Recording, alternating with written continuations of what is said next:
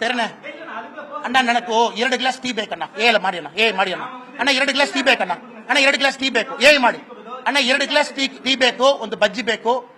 ಒಂದು ಮೊಸರನ್ನ ಬೇಕು ಮಾಡಿ அண்ணா मेरे को 2 ग्लास टी चाहिए थोड़ा सा कम शुगर चाहिए ಮಾಡಿ ಅಣ್ಣ ஏல போடுங்க சாப்பிடணும்னே பார்டரை தாண்டா சாப்பிடணும் தலைவா போர்டை படிக்கணும் தலைவா போர்டை படிச்சு பஸ் அண்ணா மேல போடுங்கன்னு சொல்றேன் நான் சேலஞ்ச் போடுங்க ரியல் டைம் போடுங்க உட்கார்ந்து 1 மணி நேரம் கழிச்சு வீட்டுல போய் போடுவீங்களா எத்தனை மொழி கடிச்சா மரியாதை நான் தாய்மொழி தமிழ்ல விட்டு கொடுக்க மாட்டேன் உயிர் அது நான் இன்னொரு மொழியை கத்துக்கிட்டா ஏன் எடுக்கிறீங்க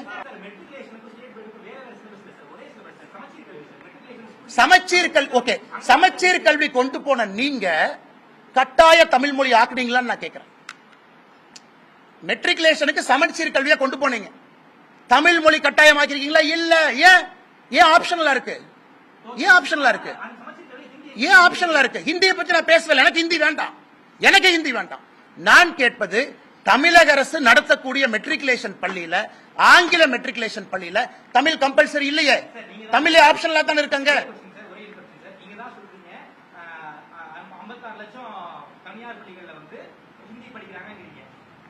30 லட்சம்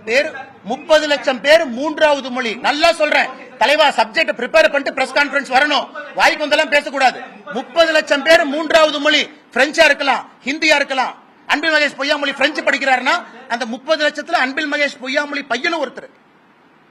விஜய் அவங்க பையன் 3rd லாங்குவேஜ் வேற படிச்சாரு அவரு 30 லட்சத்துல ஒருத்தர் அந்த கணக்கு தான் நான் சொல்றேன் நான் ஹிந்தின்னு சொல்ல 3வது மொழி தான் பேசுறோம் நீங்க ஹிந்திங்கிற வார்த்தையை பயன்படுத்தாதீங்க 3வது மொழி படிங்கன்னு தான் பாரதிய ஜனதா கட்சி சொல்லிக் கொண்டிருக்கின்றோம் அது கன்னடமா தெலுங்கா உருதா பிரெஞ்சா சமஸ்கிருதமா அப்புறம் பாத்துக்கலாம் டச்சு அது படிக்கலாம் ஹிந்தி படிங்கன்னு எங்கேயும் நான் சொன்னா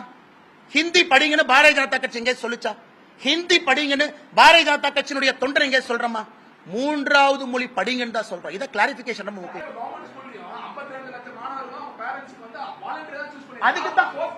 அதுக்குதான் கையெழுத்து வேட்டை நடத்துறோம் தலைவா நீங்க வருவீங்கன்னு தெரியும் இல்ல 52 லட்சம் பேரும் அன்பில் மகேஷ் பொய்யாமொழி கடிதம் எழுதினாங்க அவர் தூங்கிட்டு இருக்கும்போது கனவுல சொன்னாங்க ஐயா என் குழந்தை தமிழ் மீடியத்துல தான் படிக்கணும் தமிழ்ல மட்டும்தான் படிக்கணும் 3வது மொழி வேண்டான்னு 52 லட்சம் பேர்த்துல யார் அன்பில் மகேஷ் பொய்யாமொழி அவர் கடிதம் எழுதி கொடுத்துறாங்க எங்கிட்ட இருக்கிறவங்களுக்கு கவர்மெண்ட் ஸ்கூல்ல நான் கொண்டு வந்து நாளைக்கு நிறுத்திட்டுமா 1000 பேர்த்து நிறுத்திட்டுமா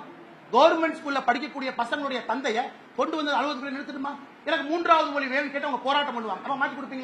மாத்தி கொடுப்பீங்களா யாராவது எழுதி கொடுத்தாங்களா கவர்மெண்ட் ஸ்கூல்ல படிக்கிற என் குழந்தைக்கு 2 மொழி மட்டும்தான் வேணும்னு யாராச்சும் எழுதி கொடுத்தாங்களா